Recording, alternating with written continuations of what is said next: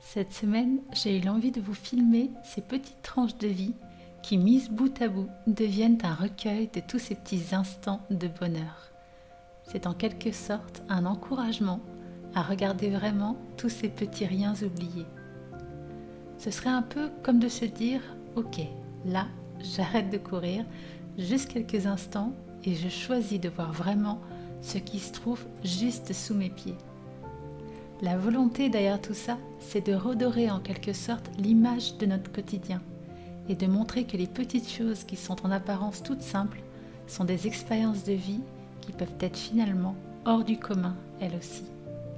Tout dépend de nos perceptions et ça, c'est propre à chacun. J'espère en tout cas que cette vidéo pourra trouver un écho en vous, comme vous le dites si bien. Cette semaine, remplie de hauts et de bas, avait le goût d'une glace au yaourt légèrement parfumée au citron. Elle a été marquée par la sensation du sable chaud qui glisse sous les doigts, de découvertes insolites, du chant des oiseaux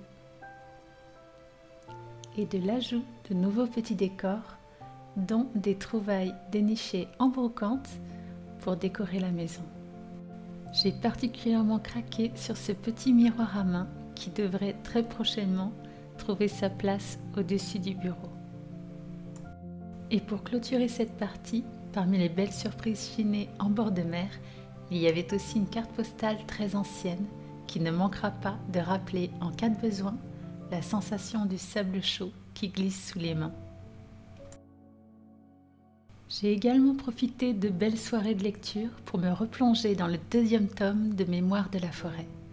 L'auteur de cette histoire, Michael Brun-Arnaud, a eu l'envie de créer un refuge littéraire à travers l'écriture de ses livres.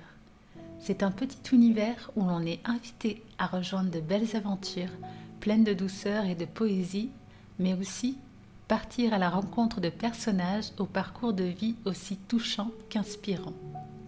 Le 1er tome de Mémoires de la forêt a été mon plus gros coup de cœur de l'année dernière. Et c'est avec beaucoup de plaisir que je me plonge ces derniers jours dans la suite de cette histoire.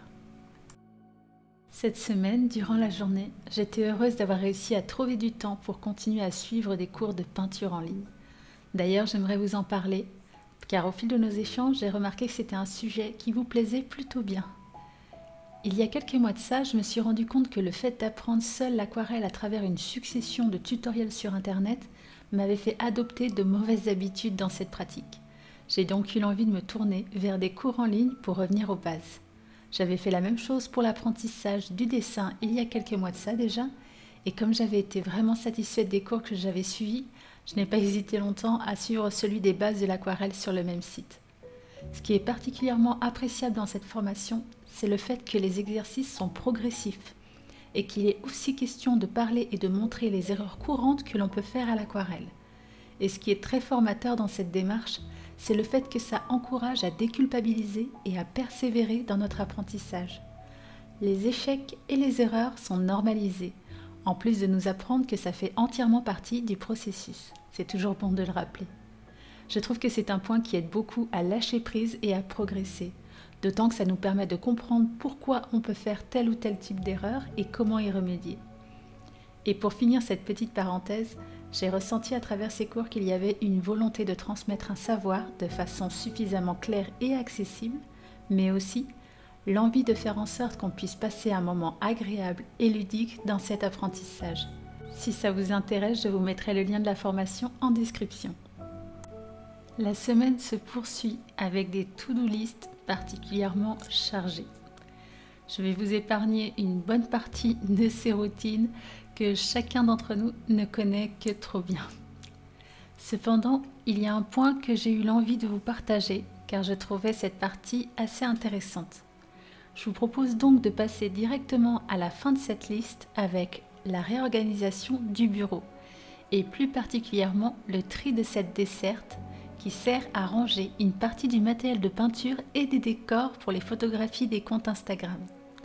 On ajoute également quelques beaux souvenirs par-ci par-là, comme la baguette de mon personnage préféré de la saga Harry Potter, ainsi qu'un carnet de lecture qui attend désespérément d'être complété.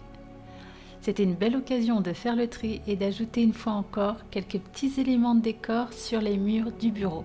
Il n'y en a jamais trop.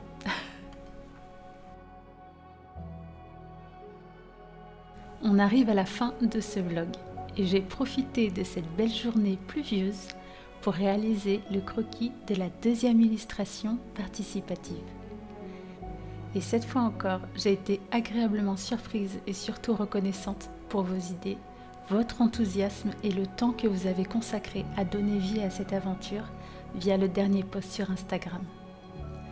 Pour cette illustration, j'ai eu l'envie que l'on fasse un arrêt à la gare de la forêt des Lucioles. Et en fonction des résultats des votes en story, 5 idées seront ajoutées au croquis avant d'être redessinées dans un plus grand format, puis peints à l'aquarelle. Ces éléments que vous allez choisir vont déterminer la suite de notre histoire et donc la troisième illustration de notre aventure. Et j'aimerais ajouter que le fait de mélanger la passion de l'aquarelle, des jeux et de la lecture est une expérience vraiment magnifique et motivante. Ça faisait un petit moment déjà que je tentais de réunir ces 3 obsessions en un seul et même projet, et c'est chose faite. Et ça, c'est grâce à vous. Alors j'aimerais terminer ce vlog en vous disant un grand merci à tous et en vous souhaitant un très beau week-end. On se retrouve la semaine prochaine pour une nouvelle vidéo. Et en attendant, prenez bien soin de vous.